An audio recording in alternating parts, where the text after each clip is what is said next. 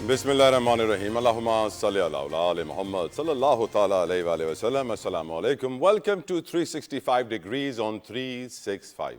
ख़वातीन और हज़रात, मुझे इस बात पे फ़ख्र है कि मैं जब अपने प्रोग्राम का आगाज़ दुरूद शरीफ से करता हूँ तो मैं अपने रब से और उसके महबूब से रहनुमाई और ताकत मांगता हूँ कि मुझे सच बोलने की ताकत दें, मुझे हक़ पे रहने की ताकत दें। और मुझे इस बात पे कहने में कोई आर नहीं है, बड़ा फ़ख्र है कि मैं इस पूरी इलेक्ट्रॉनिक मीडिया इंडस्ट्री का वो वाहिद आदमी हूँ जिसने आके पूरी कौम को हकीकत बताई अरमगान कुरैशी के वालिद कामरान असगर कुरैशी की। हम जानते हैं मुस्तफ़ा आमिर कत्ल केस इस वक्त कितना डिस्कस किया जा रहा है और आज का खुसूसी प्रोग्राम मैं उनके इस पूरे इंसिडेंट के ऊपर करना चाहूँगा और आपके सामने कुछ ऐसी हकीकत रखूँगा, कुछ ऐसी बातें रखूँगा जो अभी तक किसी और ने आपके सामने नहीं रखी। इसलिए आज का प्रोग्राम बड़ा इंपॉर्टेंट है। सबसे पहले मैं शुक्रिया अदा करना चाहता हूँ कामरान असगर कुरैशी साहब का कि जिन्होंने तस्दीक कर दी कि जो मैंने कहा सच कहा। तो पहले मैं आपको सुनवाना चाहता हूं कि मैंने क्या कहा था, जिसके बाद कामरान असगर कुरैशी साहब ने मुझे धमकियां देना शुरू कर दी हैं, न सिर्फ टेलीविजन पर और जगहों पर भी। लेकिन आपको रिकॉल करवाने के लिए पहले सुनवाना चाहूंगा कि मैंने क्या कहा था। सुनवाइए प्रोड्यूसर साहब। कामरान असगर कुरैशी से मेरी पर्सनल पहली मुलाकात आज से 25 साल पहले की है। 25 साल पहले जब इनसे मेरी पहली मुलाकात हुई थी तो ये मनशियात फरोश थे और फिर अगले 10 साल तक मैं उनको डिफेंस क्लिफ्टन और कराची के बहुत सारे इलाकों में मनशियात फरोशी करते अपनी आंखों से देखता रहा हूं, चश्मदीद गवाह हूं। और फिर कामरान असगर कुरैशी साहब ने एक और निजी चैनल को इंटरव्यू देते हुए मेरी बात की तस्दीक कर दी, कंफर्म कर दिया, बता दिया पूरी कौम को कि तलहा जतोई सच बोल रहा है, झूठ नहीं बोल रहा। और ये क्लैरिफाई किया उन्होंने कि उनका मेरा जो जान पहचान है वो तकरीबन 25-27 सालों से, मैंने 25 साल कही, उन्होंने 2 साल और बढ़ा के 27 साल कर दी। और साथ ही साथ मुझे धमकी भी लगा रहे हैं कि मैं छोड़ूंगा नहीं। मैं ख़वातीनो हज़रात अब बड़ी रिसर्च कर रहा था वीकेंड पे इस पूरे केस के ऊपर और बड़े तल्ख़ हक़ाइक़ आपके सामने लेकर आने वाला हूँ इस पूरे सिस्टम के कि पाकिस्तान के अंदर भी पाब्लो एस्कोबार मौजूद हैं जो अपने आप को अनटचेबल समझते हैं। मनशियात फरोश पाकिस्तान में इस कदर ताकतवर हो चुके हैं कि सिस्टम उन पर हाथ डालने को तैयार नहीं है। मुस्तफ़ा आमिर कत्ल केस भी इसलिए इतनी कार्रवाई हुई, इतना एक्टिव हुआ कि मुस्तफ़ा आमिर की वालिदा आवाज़ उठाती रहीं, मीडिया को जगाती रहीं, उनको हर तरीके से लालच देती रहीं, जो पैसे मांग रहे थे उनको पैसे देती रहीं, ये खबर चलती रहे, आवाज़ उठती रहे और मेरे बेटे को कोई भूल ना जाए, अनदर किडनैपिंग केस ना बन जाए।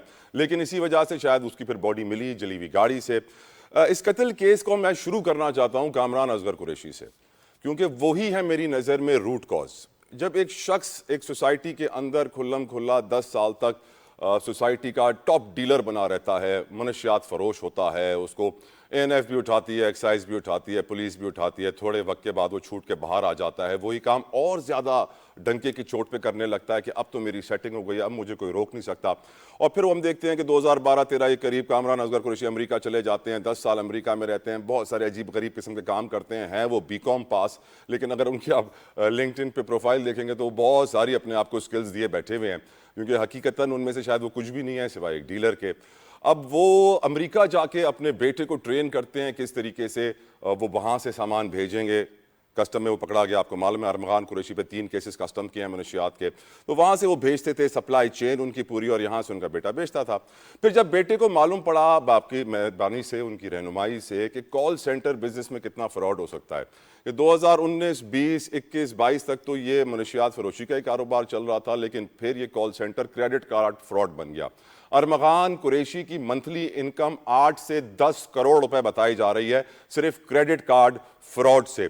यहां तक कि कामरान कुरैशी इस वारदात के बाद जब अपने दोस्तों से मिलने पहुंचा तो वहां बड़े फख्र से कहता है कि मेरा बेटा शेर का बच्चा है, 4 घंटे तक एक हाथ से गोलियां चला रहा था, दूसरे हाथ से लैपटॉप से चीजें डिलीट कर रहा था। इससे वाज़ेह हो जाता है कि main business call centre business था। और ये दो बच्चे ही कहूँगा मैंने, 2 ऐसे नौजवान थे, एक की उम्र 23 साल है, एक की उम्र 28 साल है। इन्वेस्टिगेशन में जो सामने आया है उससे मालूम पड़ता है ये दोनों में बहुत छोटी छोटी बातों के ऊपर एक दूसरे का मजाक उड़ाते थे, एक दूसरे के साथ वक्त गुजारते थे। मनशियात में तकरीबन सभी मुलव्वस थे, हम जानते हैं। बड़े बड़े लोगों के बच्चे भी अरेस्ट हो चुके हैं, बड़े नाम भी आ चुके हैं। साजिद हसन साहब बड़े मोहतरम हैं, मैं उनके बेटे से मिल भी चुका हूँ, वो बेटा मासूम है। लेकिन मैं आगे चल के प्रोग्राम में तफसीलन आपको बताऊँगा कि पाकिस्तान में स्पेशली कराची, जो कि दुनिया के कई मुल्कों से बड़ा ये शहर है, यहाँ के लिए कहा जाता है कि अगर हशीश की बात की जाए तो ये second most biggest consuming city है दुनिया की। और हम ये भी जानते हैं कि हमारे सिस्टम, हमारे सिक्योरिटी इदारे किस कदर फेल हो चुके हैं मनशियात को कंट्रोल करने में। इस वक्त भी जो मेरे ज़राए हैं वो इस बात की तस्दीक कर रहे हैं कि इस पूरे स्कैंडल के सामने आने के बाद पुलिस जो केस बना रही है वो मर्डर का ही केस है। जो ड्रग्स का केस है उसको 3, 4, 5 महीनों में रफू चक्कर कर दिया जाएगा, उसमें कोई बड़ी सज़ा नहीं होगी, क्योंकि हम जानते हैं जिस तरीके से कामरान असगर कुरैशी साहब ने एटीसी के जज के साथ बैठ के अपने हक में फैसला करवाया था। वो एटीसी के जज साहब जो देख रहे थे कि डीएसपी साहब को गोली लगी है, वो देख रहे थे कि पुलिस का बयान है कि 4 घंटे फायरिंग हुई है, वो देख रहे थे कि सारे शवाहिद सबूत मिले हैं उस बच्चे के खिलाफ, लेकिन फिर भी उस बच्चे को 28 साल के लड़के को रिलीफ दे दिया गया। और जो मेरे ज़राए हैं वो ये बता रहे हैं कि जज साहब बैठ के कामरान असगर कुरैशी के साथ चाय भी पी रहे थे और ये फैसला उन्होंने सुनाया। पुलिस वाले भी हैरान, और फिर बड़े लोग, पाकिस्तान के ताकतवर लोग हरकत में आए और फिर इस केस में पेशरफ्त हुई है। अगर वो ताकतवर लोग हरकत में नहीं आते, ग्रीन सिग्नल नहीं देते, तो इस केस में इतनी पेशरफ्त नहीं होती। मैं समझता हूं कि इस केस में पेशरफ्त होनी चाहिए। और सबसे बड़ा क्वेश्चन मार्क आज मैं शो में पूछूंगा अपने लोगों से कि सिस्टम क्यों मनशियात फरोशों के सामने बेबस हो जाता है। एएनएफ, एंटी नारकोटिक्स फोर्स जैसा इतना इदारा बनाया है जिसके ऊपर टैक्स पेयर के अरबों रुपए लगते हैं और वो अपना काम नहीं कर पाता, फिर उसको बंद कर देना चाहिए। हैरत अंगेज बात मैं आपको बताऊं कि इतना बड़ा स्कैंडल इस केस के अंदर सामने आया है, अभी तक एएनएफ ने इन्वेस्टिगेशन को ज्वाइन नहीं किया है, एएनएफ ने कोई शवाहिद नहीं दिए हैं, एएनएफ ने कोई रिकॉर्ड पुलिस को आके नहीं दिया है कि हमारे पास ये रिकॉर्ड था। उनके पास अगर कोई रिकॉर्ड था भी तो वो उन्हीं के पास है, ना वो इंटरेस्टेड हैं इस केस के अंदर मुलविस होने में, ना वो इंटरेस्टेड हैं कोई तफ्तीश करने में, ना वो इंटरेस्टेड हैं तफ्तीश के अंदर कोई हेल्प करने में, और उस इदारे का काम ही है। अब हैरत अंगेज बात, अब आप ये देखिए कि साहिर हसन जिनके घर से 500 ग्राम को 70-75 लाख रुपए का मनशियात मिली है, वीड मिली है। अब जानते हैं कि वीड इंपोर्टेड होती है, चरस लोकल होती है, और ये जो बिज़नेस है ये कोई छोटे लोग नहीं करते हैं, बड़ा महंगा नशा है। ये 15,000 रुपये ग्राम है, 500 ग्राम 75 लाख बन जाता है। आप जानते हैं कि कोई गरीब आदमी अफोर्ड कर नहीं सकता, इसीलिए जो हमारे सिक्योरिटी के इदारे हैं, पुलिस है, जब वो इन्वेस्टिगेशन करती है तो वो बैक ऑफ हो जाती है। वो जब देखते हैं कि इतने बड़े बड़े लोगों की फ़ोनें आ रही हैं, इतनी बड़ी बड़ी पर्चियाँ आ रही हैं, और फिर प्रेशर आ रहा है, और प्रेशर को बर्दाश्त करना मुश्किल है, और क्योंकि इतने बड़े बड़े अमाउंट्स इन्वॉल्व हैं। मेरे ज़राए के मुताबिक पुलिस को कामरान असगर कुरैशी इस वक्त भी 50 करोड़ रुपए ऑफ़र कर रहा है कि आप मान जाएँ, इशारतन उनको मैसेज करवा रहा है कि 50 करोड़ रुपए ले लें। इतना पैसा है इस काम के अंदर, अंदाज़ा कीजिए कि 8 से 10 करोड़ रुपए महीना कॉल सेंटर से बच्चा कमा रहा है 28 साल का फ्रॉड करके, और सिस्टम उसके खिलाफ वो केस नहीं बना पाएगा। ये सिस्टम क्यों इतना कमज़ोर है, क्यों हमारी सोसाइटी मनशियात फरोशों के सामने बेबस है, ये सवाल मैं आज उठाना चाहता हूँ कि आखिर मुस्तफ़ा आमिर को इंसाफ कैसे मिलेगा। क्योंकि मुस्तफ़ा आमिर की जो वालिदा हैं वो इस वक्त मेरे साथ कॉल पर मौजूद हैं, वजिया आमिर साहिबा, और मैं उनका दार हूँ कि वजिया साहिबा आपने अपना कीमती वक्त हमारे लिए निकाला। वजिया साहिबा, जो मेरे ज़राए हैं वो ये कहते हैं कि वजिया आमिर साहिबा और उनके हस्बैंड प्रेशर बर्दाश्त नहीं कर पाएंगे, उनके शायद दूसरे बच्चे भी हैं, उनका भी मुस्तकबिल सोचना है, और उनको बड़े पैसे ऑफ़र होंगे, 50 करोड़ 100 करोड़, और वो मान जाएंगे। आप मान जाएंगी मैडम? नहीं, ओवर डेड बॉडीज। मेरे दूसरे बच्चे भी सिक्योर हैं, मेरा पहला बच्चा भी सिक्योर था, वो किसी के पैसों का मोहताज नहीं था, ना मेरे बाकी बच्चे पैसों के मोहताज हैं और ना हमें कोई मोहताजी है। वजिया आमिर साहिबा, मैं आपसे पूछना चाहूँगा एज अ पेरेंट, एक माँ होने के नाते, आप इस वक्त डिफेंस के लिफ्टन में आप जानती हैं कि बहुत सारे, आप भी मिडिल क्लास को बिलोंग करती हैं, मैं आपको अपर क्लास या लोअर क्लास नहीं कहूँगा, मिडिल क्लास के बहुत सारे बच्चे हैं जो इस वक्त इस दलदल में फंसे हुए हैं, उनके पेरेंट्स को आप क्या मशवरा देंगी वजिया साहिबा? जी, मैं उनके पेरेंट्स को ये मशवरा दूंगी कि ये जो नए नए कैरेक्टर्स हमारे इलाकों में आके अब इन्फ्लुएंस करते हैं, उन पे नजर रखे। मेरे बच्चे का कसूर ये था कि वो उससे सप्रेस नहीं हुआ, उसके इन्फ्लुएंस के अंदर नहीं आया, जिसकी वजह से उसने हेट्रेड डेवलप कर लिया।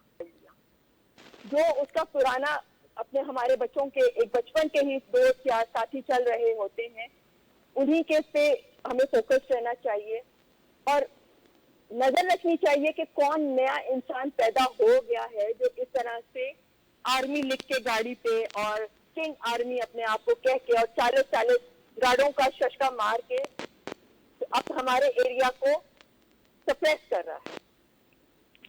100 करोड़ आपको ऑफर होंगे, आप नहीं लेंगी?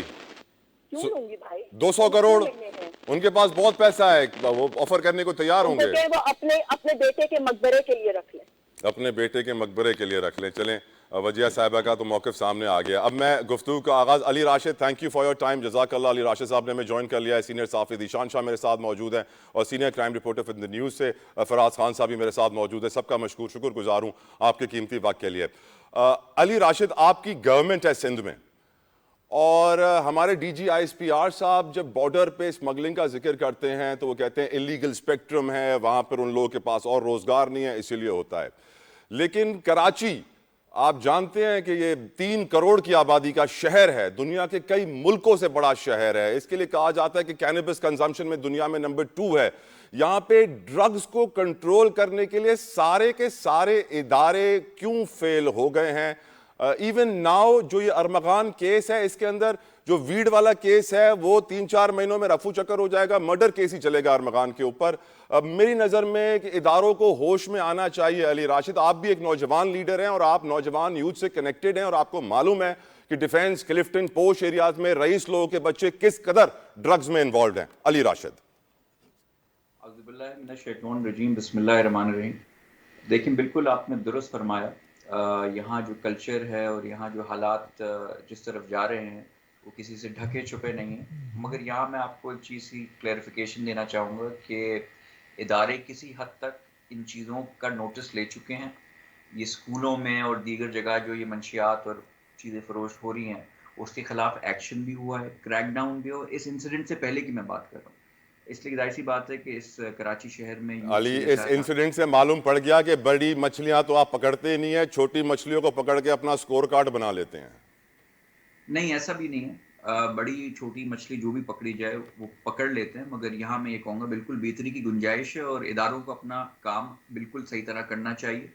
हुकूमत की मैं जहाँ तक आप बात करें तो मैं हुकूमत बताऊँगा। ये इंसिडेंट हुआ तो हमारे जो हुकूमती इदारे हैं जो सिंध हुकूमत के अंडर आते हैं उन्होंने तो अपना फ़राइज़ अंजाम खूब निभाए उन्होंने। वो आपने देखा भी होगा, पुलिस गई भी, वहाँ रेड भी हुआ, फिर वहाँ एक Ali encounter. Ali Ali Ali for example Ali, Armaghan Qureshi के जो वालिद हैं कामरान असगर कुरैशी, मैं आज एक एसएसपी से मिला हूं, मैं आज एक एसपी से मिला हूं, मैं आज एक डीआईजी से मिला हूं।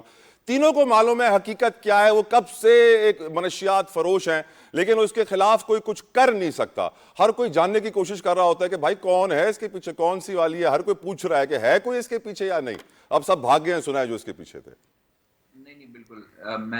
मैं जो कहना चाह रहा हूँ, ये देखें, हमारा जो काम होता है हुकूमत का या हमारे इदारों ने मुकम्मल करके उसको मंतकी अंजाम तक ये पहुंचा दिया है कि वो कोर्ट में चला गया है केस। अब हाँ, बिल्कुल हमारी जो लीगल सिस्टम है वहाँ कुछ हिचेज हैं, वहाँ डिलेज हैं। अली, एटीसी कोर्ट के जज को देखा, बताया कि डीएसपी को गोली लगी है, 4 घंटे लड़के ने फायर किए हैं, लेकिन फिर भी रिमांड नहीं दिया। और फिर सिंध हाई कोर्ट को एक्शन लेना पड़ा, और वो भी मैं जानता हूं कि कोई बड़े लोग एक्टिव हुए, फिर लिया गया एक्शन। बिल्कुल बिल्कुल, तो वो मैं तो आपकी बात से एग्री कर रहा हूँ कि इस लीगल सिस्टम में ये बिल्कुल एक सवालिया निशान है कि सब कुछ होते हुए हम तो देखें, हम तो विक्टिम के साथ हैं और यहाँ हम विक्टिम भी हैं। अगर वो डीएसपी अगर इंजर हुआ तो वो हमारे सिंध हुकूमत का डीएसपी था, हमारे सिंध पुलिस का सिपाही था, या जो भी कार्रवाई करने गए थे। हम तो जो विक्टिम्स हैं उनके साथ खड़े हैं। हम तो चाहते हैं कि इस केस में ख़ास तौर से अगर आप कहते हैं कि जी यहाँ जज, जूरी, एक्सिक्यूशनर तीनों हमें ही बनना है, तो हम आपको 2 सेकंड में इंसाफ करके दिखा देते, वो हमें टाइम नहीं लगता।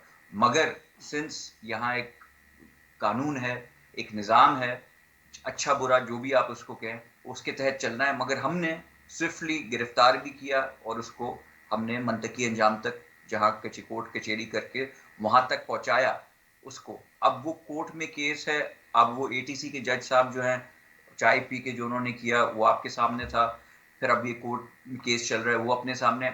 माजी में हमने देखा है कि फैमिलीज ने ऐसे इंसिडेंट्स जब भी हुए हैं तो उन्होंने थोड़ा मुझे ये बताइए अली राशिद साहब, आसिफ अली जरदारी साहब सदर मुमलिकत, आपकी पार्टी के लीडर, आपकी पार्टी की और लीडरशिप मुराद अली शाह साहब जैसे हैं, तो आपकी पार्टी के सरबराह हों या आपकी पार्टी के लीडर हों, मुझे ये मालूम है कि काफ़ी दिलचस्पी ले रहे हैं इस केस के अंदर और एक्टिवली वो पार्टिसिपेट कर रहे हैं ताकि देखें कि इंसाफ मिले।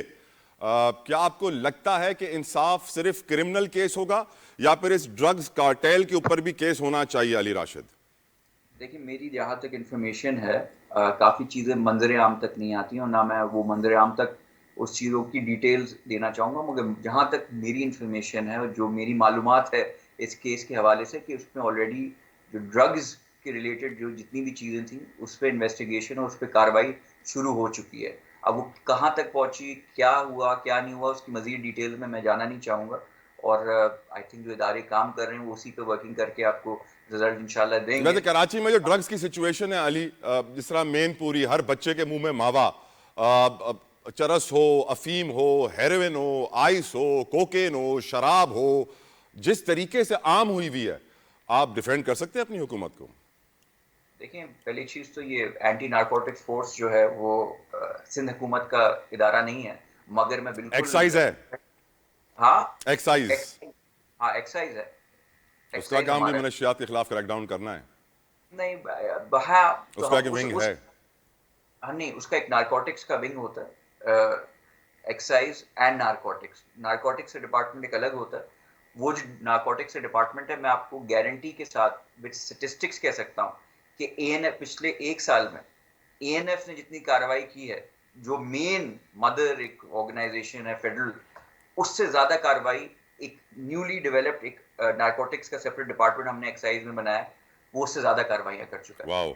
और वैसे वैसे वैसे इस केस के अंदर अभी तक मैं देख रहा हूं कि ना एक्साइज के इन्वेस्टिगेटर्स इन्वॉल्व हुए हैं जो ड्रग्स को देखते हैं, ना एएनएफ के इन्वेस्टिगेटर्स इन्वॉल्व हुए हैं जो ड्रग्स को देखते हैं। क्यों Ali? What do you think can be the reason? I am not sure. इसमें देखिए होना चाहिए उन्हें आपकी नजर में? आप एक लीगल एक्सपर्ट भी हैं। बिल्कुल बिल्कुल होने को हो भी सकते हैं, मगर ये केस जो जिस बुनियाद पे भी चल रहा है, उसको मर्डर को वो साबित करना चाह रहे हैं। उस मर्डर जो हुआ है उसका इंसाफ दिलाना चाह रहे हैं। मर्डर का तो एतराफ हो गया है अली, मर्डर का तो एतराफ हो गया है। अब मुझे अलाउ मी, मैं डिस्कशन को आगे ही बढ़ाना चाहता हूं, लेकिन मुझे एक ब्रेक का भी कहा जा रहा है। Zeeshan and Faraz, I am sorry, मैं पहले पार्ट में आपकी तरफ नहीं आया, सेकंड पर सीधा आऊंगा, आपसे डिटेल्स जानूंगा, क्योंकि मैं भी जानता हूं कि आप इस केस के ऊपर तफसीलन इन्वेस्टिगेशन कर रहे हैं, रिपोर्टिंग कर रहे हैं। आफ्टर दिस ब्रेक डिस्कशन आगे बढ़ाएंगे।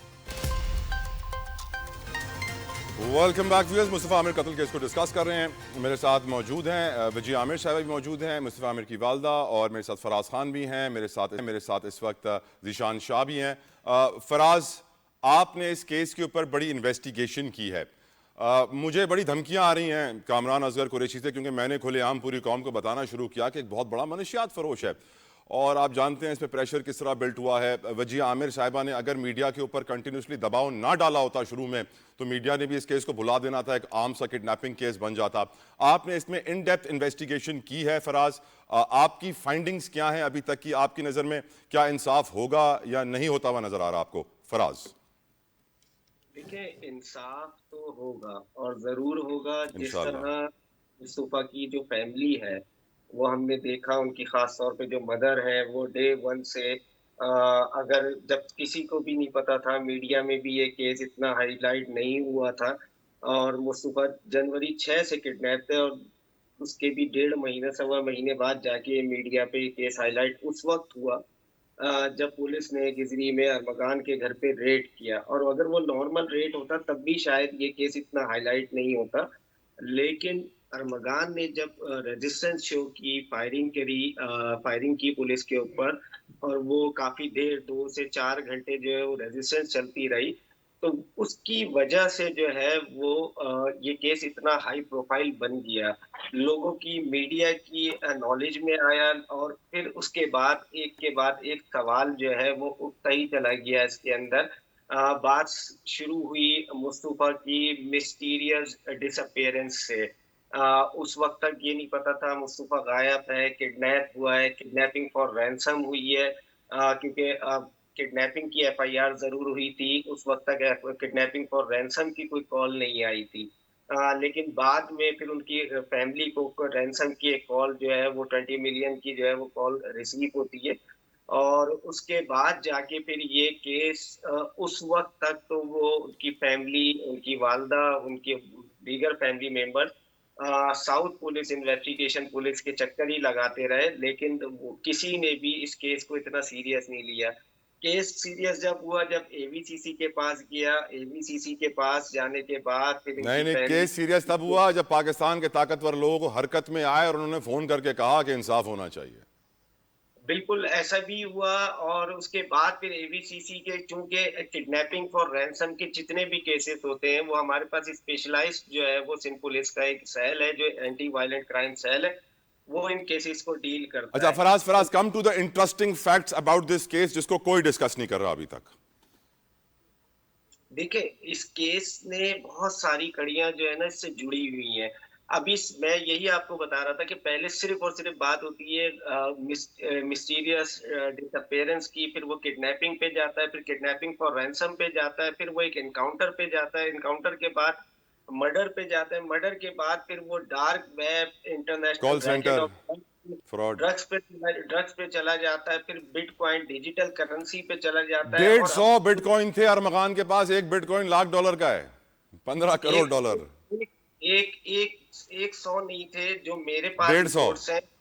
हाँ, इससे इसके ही करीब थे। 150। और ते कुछ कहा, ये भी कहा जा रहा है कि कुछ रिकवर भी किए गए। अब जो सबसे इम्पोर्टेंट चीज है वो जी है अरमगान का लैपटॉप, वो जी, कहाँ है?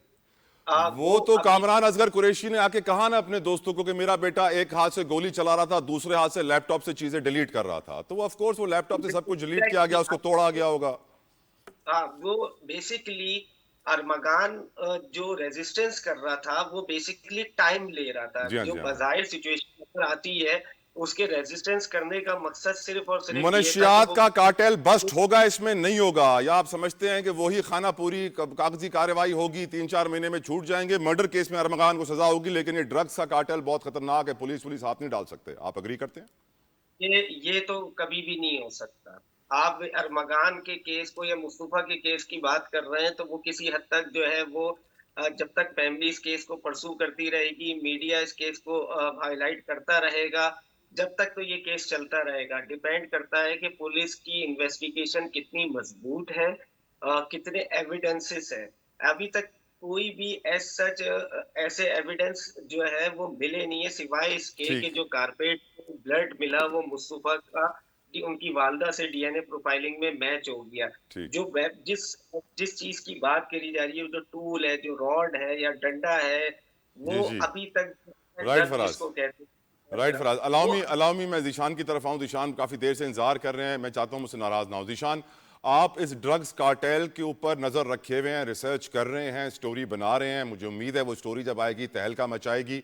आपके पास क्या इंफॉर्मेशन है? कामरान असगर कुरैशी जैसे डीलर्स इतने अनटचेबल क्यों हैं? इतनी बार गिरफ्तार होकर भी उनका कोई क्रिमिनल रिकॉर्ड सामने क्यों नहीं आ पाता? जीशान देखिए, सबसे पहले मैं इस केस के हवाले से कुछ आपके पॉइंट्स क्लियर करना चाहता हूँ। जो जी, आपने सबसे पहले फरमाया कि 10 करोड़ रुपए महीना, तो ये आपने बहुत कम रकम कही है। कम मिनिमम। जो ये मरकजी मुलजिम है, ये इससे बहुत ज्यादा जो रकम है ये महीने के उस पर कमा रहा था। कुछ पॉइंट्स वैसे हाईलाइट करूंगा। वैसे हमारे जी साथी जी फराज ने कुछ जो इब्तदाई केस था उस हवाले से बताया था।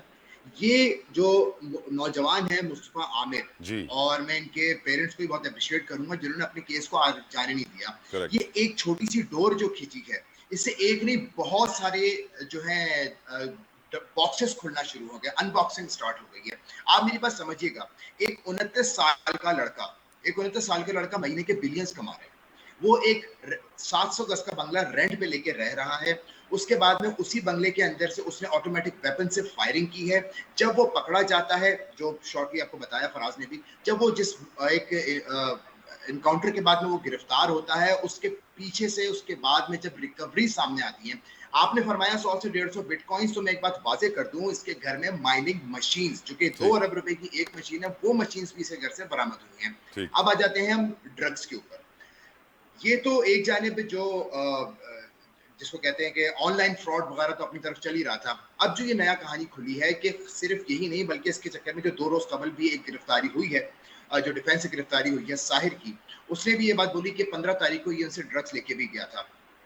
सिर्फ यही नहीं बल्कि जो इनके वालिद हैं, उनके ऊपर भी ऐसे मुबैना तौर पे इल्जामात लगे हुए हैं कि वो माजी में इस किस्म के काम से मुंसलिक थे। उनका बेटा भी इसी काम में सामने आ रहा है। जिस वक्त अभी जो रिसेंटली जो अरेस्ट हुए, जिसके अंदर साहिर अरेस्ट हुए हैं, उन्होंने ये बात वाज़ेह तौर पे की है कि ये ड्रग कार्टेल है। कोलंबिया से ड्रग्स चलती थी, कैलिफोर्निया से होते हुए इस्लामाबाद या लाहौर में ये लैंड करती थी, और फिर वो जो मेन ड्रग डीलर वहां पे है, उसका एक साथी कराची में होता है, वो इनके घरों पे पहुंचाता है और फिर ये यहाँ से पूरे शहर में करते हैं। देखिए, मैं वाज़ेह करता हूँ, ये वाहिद पहला केस है मुस्तफा आमिर कत्ल केस जिसकी बुनियाद पे पहली दफा कोई वीड, जो ये जो एक इम्पोर्टेड ड्रग भी कहूंगा मैं इसको, क्योंकि यहाँ पर इतनी ज्यादा पहले नहीं होती थी। हमारे ज्यादातर चरस और हेरोइन पे फोकस रखा जाता था। वीड जैसी जो कि डिस्ट्रिक्ट साउथ में बहुत ज्यादा रही है, उसके ऊपर अब ऑपरेशन का आगाज हुआ है। मेरी दुआ है कि इस चीज में कामयाबी मिले, लेकिन ये पहला दफा हुआ है। और अब आप देखिए, जो ही चीजें खुलना शुरू हुई है, तो यहाँ पे लोगों को पता लग रहा है ये कोई नई चीज नहीं है। कभी भी मीडिया पे इस तरीके से चीज नहीं आई, ना ही जितने भी हुकाम हैं जो भी इसके खिलाफ कार्रवाई करने वाले हैं। सिस्टम चाहे ड्रग कुकीन हो, डीलर्स के चाहे सामने बेबस क्यों है जीशान? सिस्टम ड्रग डीलर्स के सामने बेबस इसलिए है कि सहूलतकारी कर रहा है। देखिए, मुबैना तौर पे तो इसके अलावा और कोई जवाब नहीं मिलता, कभी भी इन चीजों के एविडेंसेस सामने नहीं आते। Obviously. लेकिन एक आदमी जो घर में बैठ के जो बाहर से ड्रग्स मंगा रहा है, मुझे मेरे जराए ने इस बात की तस्दीक की है, जो एबीसीसी CIA पुलिस के जो अंडर एक डिपार्टमेंट आता है, स्पेशल इन्वेस्टिगेशन यूनिट, उनके ऊपर स्पेशल तौर पे इस बार अहकाम जारी किए गए हैं कि जितने भी वीड डीलर्स हैं इनके खिलाफ बिना किसी हीलो हुज्जत कार्रवाई की जाए, जिसके बाद में कुछ बहुत बड़े बड़े नाम के, जो जिस तरह आपने भी नाम दिया कि अदाकारों के बेटे भी इसके अंदर गिरफ्तार हुए। कहने का मकसद ये है, ये पहली दफा, और थैंक्स टू मुस्तफ़ा आमिर की वालदा और उसके बाद में मीडिया प्रेशर, जिसके बाद में अब कहीं जाके जो हुकूमती मशीनरी है वो हमें थोड़ी सी काम करती हुई नजर आती है। मैं फिर कहूँगा किसी भी ड्रग इसके करप्शन का कभी भी एविडेंस नहीं होता, लेकिन एक चीज अच्छा, ये कराची में बताएं मौजूद दिशान, है, दिशान, कराची के अंदर अच्छा, सेल आउट हो complete रही है। ठीक है, मुझे ये बताएं, कराची में एएनएफ का काम ही यही है कि ड्रग डीलर्स को पकड़ना, ड्रग कार्टेल्स का बस्ट करना, उनको सजाएं दिलवाना। इतना बड़ा वीड का केस हो रहा है जीशान, इतने बड़े ड्रग डीलर्स की इन्वॉल्वमेंट है, एंड सैडली एएनएफ ने कोई दिलचस्पी भी जाहिर नहीं की है कि हमें भी तो हिस्सा बनाओ। हमारे पास तो इतना पुराना रिकॉर्ड है इन ड्रग डीलर्स का, ना वो रिकॉर्ड शेयर कर रहे हैं पुलिस के साथ, ना वो उसमें दिलचस्पी ले रहे हैं। ख्वाब खरगोश में एएनएफ मसरूफ है, क्यों जीशान? देखिए, मैं इसके अंदर खाली एएनएफ ही नहीं बल्कि वफाकी 2 महकमों को मैं ऐड करना चाहूँगा। नॉट ओनली एएनएफ जिस तरीके, खैर अभी इन्वेस्टिगेशन ऑन गोइंग है और मैं समझता हूँ कि जितना ज़्यादा भी बातें हो रही हैं तो एएनएफ को उसूली तौर पे आना चाहिए, क्योंकि टेक्निकली एक इतना बड़ा काटे है, जब एक लोकल पुलिस या जिस तरह से बताया स्पेशल इन्वेस्टिगेशन यूनिट ने रिसेंटली जो ड्रग डीलर्स को पकड़ा, जो इतनी बड़ी चीज़ आ रही है, तो उसूली तौर पे इनको जंप इन करना चाहिए इस केस के अंदर। सिर्फ यही नहीं बल्कि मैं फिर कहूँगा एक और वफाकी इदारा है, वो है FIA। जब एक चीज सामने आ चुकी है कि इतने बड़े लेवल पे वहां पे ऑनलाइन जाली कॉल सेंटर है, जिसको एक टर्मिनोलॉजी उसकी डब्बा से कहा जाता है, जो कि अरबों रुपए का ये फ्रॉड का काम है, जब वो काम वहां पे हो रहा था तो अभी तक ना ही FIA साइबर विंग नजर आई है हमको, जैसा कि आपने फरमाया, वैसे नहीं अभी तक हमें एंटी नार्कोटिक्स फोर्सेस का, हालांकि एंटी नार्कोटिक्स फोर्स की वर्किंग बहुत अच्छी है, ये बात मैं जानता हूँ, लेकिन उसके बावजूद भी अभी तक ना आना ये वाकई में लम्हा फिक्री आया। एक केस, एक मर्डर केस, एक किडनैपिंग फॉर रैंसम के बाद में, उस मर्डर केस के बाद में इतने सारी चीजें खुलना शुरू हो गई हैं, लेकिन जो मेन वफाकी इदारे हैं वो हमें इस केस में कहीं भी नजर नहीं आ रहे। ये एक बहुत बड़ा अनफॉर्चुनेट, और इन इदारों की खामोशी और इनकी एब्सेंस इस बात का मुंह बोलता सबूत है कि ये शायद इस मुल्क से मुनशियात का खात्मा नहीं करना चाह रहे। वजिया आमिर साहब, आमिर साहिबा, यकीनन आपने बड़ी जिद्दोजहद की है और अभी भी जिद्दोजहद कर रही हैं। मेरा सवाल आपसे ये है, जैसे मैं कामरान असगर कुरैशी की हकीकत टेलीविज़न पे आके पूरी कौम को बता रहा हूँ, तो मुझे वो हर चैनल पे जाके धमकियाँ भी दे रहे हैं, मुझे वो ढूंढने की कोशिश भी कर रहे हैं, पिस्तौल लगाए कहीं मिल जाए तो मुझ पर गोली चला सकें। मैं तो कानूनी कार्रवाई करूँगा उनके खिलाफ। आपको कोई ऐसी धमकियाँ नहीं आ रही हैं? आप पे प्रेशर नहीं आ रहा है? आपको नहीं कहा जा रहा है कि आप लोग तो शरीफ लोगों को कहाँ इन मुनशियात फरोशों से लड़ोगे?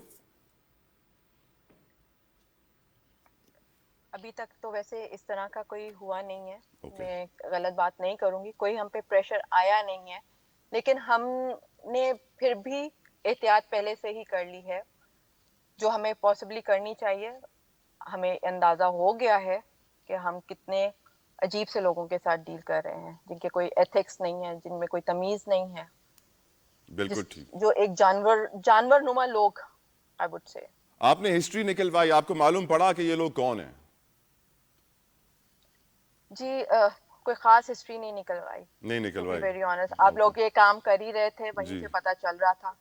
मेरा फोकस सिर्फ मेरे मुस्तफा है। मेरे मुस्तफा को पहले 1.5 महीने ढूंढना था, फिर ढूंढने के बाद जो है उसको इंसाफ के लिए, जो उसकी अभी आपके सामने था, जो जज साहब ने उसका रिमांड नहीं दिया था, फिर वो वाली एक हाई कोर्ट में जाना। मेरी तो जिद्दोजहद अभी तक मुस्तफा के लिए ही चल रही है कि इनकी हिस्ट्री और इनके जो वो डिनाइल में जो सर उनके वालिद साहब चल रहे थे कि वो इस चीज को एक्सेप्ट ही नहीं कर रहा है, ना बेटा एक्सेप्ट कर रहा है कि उसने मर्डर किया है, ना वालिद साहब एक्सेप्ट कर रहे हैं कि उसके हाथों एक मर्डर हुआ है। वो अपनी 4 चीजों में ही अभी तक फंसे हुए हैं। बिल्कुल ठीक। एक मुझे ब्रेक का कहा जा रहा है, ब्रेक लेते हैं व्यूअर्स, ब्रेक से डिस्कशन को आगे बढ़ाएंगे। क्योंकि मेरी नज़र में हमारे साथ इस वक्त वजिया साहिबा मौजूद हैं। वजिया साहिबा से मैं ये पूछना चाहूँगा कि एज अ मदर जब वो अपने नौजवान बेटे को खोती हैं तो यकीनन एक ऐसा गम होता है कि जो कोई एहसास कर ही नहीं सकता, किसी को अंदाज़ा हो ही नहीं सकता कि माँ के दिल पे क्या गुजरती होगी। लेकिन वो माँ का दिल सोचता ज़रूर होगा कि काश मैं इस मुनशियात के दलदल से अपने बच्चे को बचा लेती, काश मैं उसके ऊपर सख्ती रखती कि वो वहाँ तक ना पहुँच पाता। तो मैं वजिया साहिबा से पूछूंगा कि आज अगर वो समझती हैं कि जो हुआ उसके अंदर वो कौन से स्टेप्स थे कि अगर वो ले लेती तो शायद सिचुएशन इतनी ख़राब ना होती। इसको आगे बढ़ाएंगे डिस्कशन को आफ्टर दिस ब्रेक।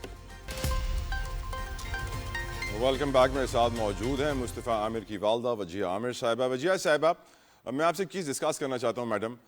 हमारे इस वक्त नौजवानों में ख़ास तौर पे पोश इलाकों में, डिफेंस क्लिफ्टन कराची का जो पोश इलाका है, इसके नौजवानों में एक वर्ड बड़ा मकबूल है, मशहूर है, हसलिंग। होता क्या है मैडम कि एक बच्चे को जब किसी नशे की आदत हो जाए, मिसाल के तौर पे वीड जैसा नशा जो कि 15,000 रुपए का 1 ग्राम है, और उसके पास पैसे ना हो ख़रीदने के लिए, तो जो बड़े डीलर्स होते हैं मैडम वो उस बच्चे को लालच देते हैं कि आप काम करें कि मेरा माल बेचना शुरू कर दें, आपका पीने का फ्री में निकल आएगा। ऐसे बहुत सारे बच्चे हैं जो हसलिंग करते हैं, इसको हसलिंग कहते हैं, हसलिंग करते हैं ताकि उनके पीने का माल फ्री में निकल आए। वजिया आमिर साहिबा से हमारा राब्ता डिस्कनेक्ट हो गया, हम दोबारा कनेक्ट कर रहे हैं। लेकिन जो मुझे इस वक्त कंसर्न है वो बड़ा इंपॉर्टेंट है हमारे नौजवानों के लिए, हमारे बच्चों के लिए, कि हम उनके लिए अवेयरनेस क्रिएट करें और उनको बताएं कि वो इस दलदल में ना फंसें। जिस तरीके से कराची में इस वक्त मनशियात फरोश हर इलाके में फैले हुए हैं। जब मैं ये प्रोग्राम कर रहा हूँ तो मेरे पीछे जो कैमरामैन बैठे हुए थे वो ब्रेक में मुझे बताने लगे कि सर हमारे महमूदाबाद के अंदर ये है, हमारे चनेसर गोट में ये है, उसको इसकी सरपरस्ती है, उसको इसकी सरपरस्ती है। इन मनशियात फरोशों को पास क्योंकि पैसा बहुत ज़्यादा होता है, इन ड्रग्स के अंदर पैसा बहुत ज़्यादा होता है, इसीलिए ये नौजवान बच्चे ईजिली मिसगाइड हो जाते हैं। वजिया साहिबा से दोबारा मेरा राब्ता हो गया है। वजिया साहिबा, I was talking about a word called hustling. हमारे नौजवान बच्चे जब वो वीड जैसे महंगे नशे पे लग जाते हैं, उनके पास पैसे नहीं होते हैं, तो फिर डीलर्स उनको कहते हैं कि आप बेचना शुरू कर दो, आपकी फ्री में आ जाएगी। और इस तरीके से बहुत सारे लोग कोशिश कर रहे हैं कि साबित करें कि मुस्तफ़ा आमिर भी हसलिंग में इन्वॉल्व थे। वो शायद कहीं ना कहीं से अरेंज करते थे, उन्हें वीड मिलती थी। बहुत सारी बातें, जितने मुंह उतनी बातें। आप इसके ऊपर एक तो रोशनी भी डालिए, और आपको नहीं लगता मैडम कि अगर आपने अपने बेटे के ऊपर सख्ती रखी होती, उसको आपने बड़ी गाड़ी ना दी होती भगाने के लिए, उसको आपने छूट ना दी होती, तो शायद वो इस तरह के लोगों के साथ कनेक्ट ना हो पाता? वजिया आमिर साहिबा जी, एक तो ये जो मिसकंसेप्शन है मेरे बेटे के बारे में, ओके, कि वो प्रॉब्ली इस हसलिंग में इन्वॉल्व था, तो ऐसा मुझे नहीं पता, और ना मैंने इधर उधर से आप लोगों को पता नहीं क्यों चला, जो मुझे नहीं पता चल रहा अपनी औलाद के बारे में, तो मैं तो बिल्कुल ही जो है वो डिनाई करूंगी। डिनाई करेंगे? आपने अपनी लाइफ में कभी नहीं देखा उसे, उसके करीब, उसके दोस्तों को कभी आपने पकड़ा भी नहीं? होता है ना कभी कभी माँ पकड़ लेती है। इस एज में जवानी वाली मस्ती को आप उसको जज, उसमें इस एज में आप किसी बच्चों को, लड़कों को जज नहीं करते। करेक्ट। ये एक फेज आता है बच्चों पे, लड़कों पे, लड़कियों पे, वो एक फेज आता है, वो गुजर जाता है। सिगरेट हो गया, वेप हो गया, या जो आप बीच जो कह रहे हैं, मैं ऐसा नहीं कहूंगी कि मेरे बच्चे ने शायद कभी ना किया, लेकिन जो एक पिक्चर दी जा रही है कि वो अरमगान के घर में पाया गया, और वो एक फैब्रिकेटेड बयान दे रहा है मीडिया पे बैठ के, जो मजिस्ट्रेट के सामने कभी हुआ नहीं और पहले मीडिया के सामने हो गया, जो कि अलाउड भी नहीं है। एनीवे, तो उस बेसिस पे उस बच्चे पे जजमेंट हो रही है कि भाई, जबकि कई दफा ये बात मैं बोल चुकी हूँ कि वो मुस्तफ़ा को 3 दिन से ढूंढ रहा था, और उसने he lured मुस्तफ़ा देयर, और दे आर नेम जो उन्होंने मुस्तफ़ा को वहां तक पहुंचाया, तो उस पे कोई बात नहीं कर रहा है कि मुस्तफ़ा वहां पहुंचा और उसका वहां पे मर्डर हुआ। अगर बिलफर्ड, जो कि ऐसा नहीं है, मैं डिनाई करती हूँ, अगर मुस्तफ़ा वहां बैठ के उसके साथ पी रहा था, does it give him a right to beat my son? बिल्कुल ठीक। और kill, और torture him, और take, मतलब आप मेरे बेटे को उस आदमी से बिल्कुल नहीं मिला सकते। बहुत शुक्रिया, बहुत शुक्रिया, बहुत शुक्रिया वजिया आमिर साहब। I am out of time, but आपका मौक़िफ़ बिल्कुल आ गया है। मैं सिर्फ यही कहूँगा, आपके भी बच्चे हैं, ज़रा आंखें खोलिए, उन पे नज़र रखिए, देखिए वो किससे मिलते हैं, किसके पास जाते हैं, रातों को कहाँ होते हैं। अगर आपने भी आंखें बंद रखी तो हमारे मुआशरे के अंदर मनशियात उनको खा सकती हैं, जिस तरह हमने ये इंसिडेंट देखा। खैर, अपना ख्याल रखिएगा। I will see you tomorrow. Allah हाफ़िज़।